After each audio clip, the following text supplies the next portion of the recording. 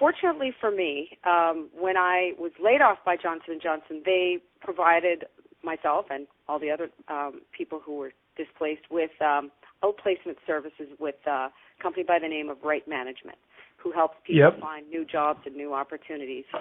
And Right Management had a webinar going with Rick Bisio on selecting a franchise. So even though I'd been, looking at franchises, so even though I'd gone fairly far down the path of figuring out what kind of franchise I wanted. I'd talked to a number of franchisor representatives.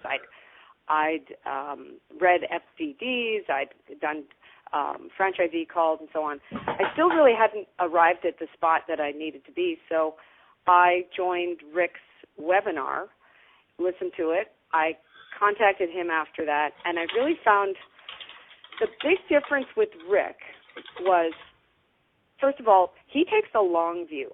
So, yes, he also, like the others, he gets paid by the franchisor. There's no doubt. But he takes the long view in that doing right by me and by the franchisor, even if, regardless of how that affects his pay, is in the long run going to be more beneficial to him and to everybody else as well.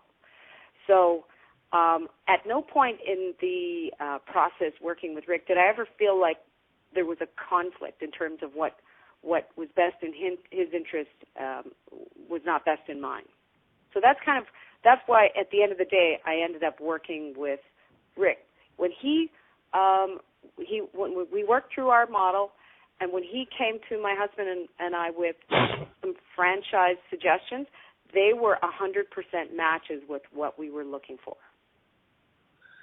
That's excellent. And I think you make a very important distinction and bring up a very interesting point in suggesting that some other brokers or consultants, and this is certainly a reputation or a bad rap, you could say, that some consultants or brokers have, that, they have long-standing relationships with, say, 3 brands or 5 brands or any, I guess you could say they're running a list of A-list brands that I don't know if it's financial compensation reasons or it's friendship reasons or relationship reasons, but, those would always be the top 3 or top 5 suggestions as far as franchise opportunities to buy in that they would present to the prospects they work with.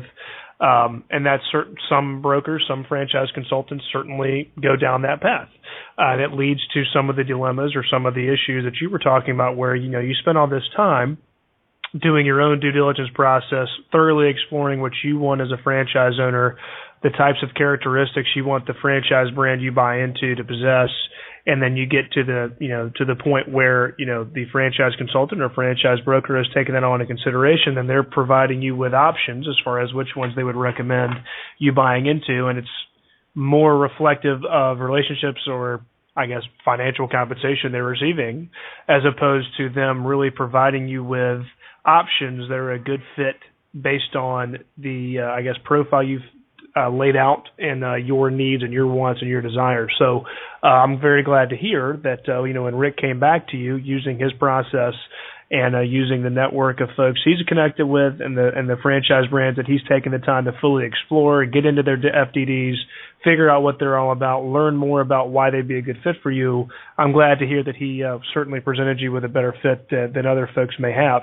So I guess, going through his process, you're talking about how his Educated Franchisee process took all those lessons learned from your dealings with other consultants and really dove deeply into what you were looking for personally and professionally out of a franchise.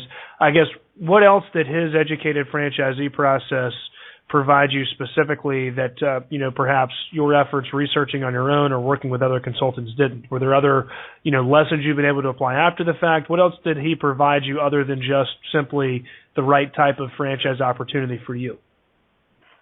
Well, he provided a lot of other things that I found the others didn't. One thing is just the coaching that he provides. Yeah.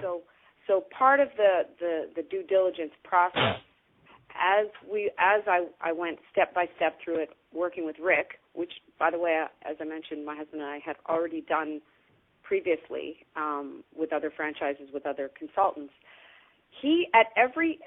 each step in the process, we would have a meeting, and he would say, okay, here's what I want you to do to prepare for this next step. And he'd have a list of things that you did before you proceeded, and he provided a lot of resources, such as some of the podcasts. An example would be doing right now, or he would have excerpts from his book, or other resources from his website, or even just some one-on-one personal coaching that would help you as you were going through that process to make sure that you were being thorough, that you were focusing on the right things, that you had somebody to ask if you were unsure or confused.